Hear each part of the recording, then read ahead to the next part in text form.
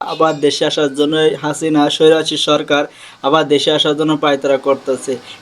কিছুদিন পর পর নতুন নতুন ভিডিও, নতুন নতুন ভয়েস ভাইরাল করতে চাইতেছে।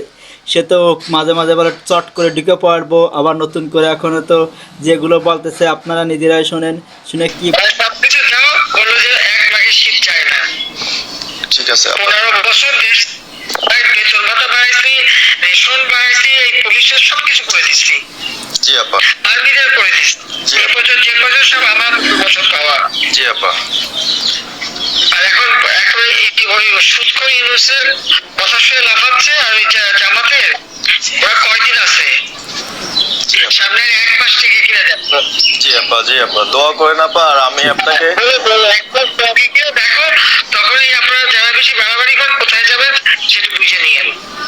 আর এই তালিকা সব করে রাখো আপা। যারা এই যে ঘর বাড়ি ভাঙা পোড়াবো তাদেরকেও হিসাবটা নাম রাখো, এবার যেন ভুল না হয়। পরে চাচা, ওর মামা, ওর শ্বশুর, ওর শাশুড়ি, এইগুলি যেন না হয়।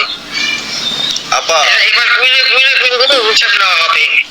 জি আপা, জি আপা। আমি গত 2001 কিচ্ছু বলিনি, আমি 2009 সরকার এসেও আমি ওসব কাউকে কিছু বলিনি। আমি দেশের উন্নয়ন, মরণ হবে ওর বাপের থেকে ভয়ানক মরণ যদি আবার দেশে আসে, একদম সত্যি সত্যি। কারণ মানুষের যে হুজুরদের যে কষ্ট দেশে সেইটা বলার বাইরে। হুজুরদের যে কষ্ট দেশে, মানে সাধারণ মানুষের থেকে হুজুররা যে কষ্ট দেশে, আল্লাহ কি মানে সেইটা কি সহ্য করলো? তার তো পতন হয়ে ছাড়লো।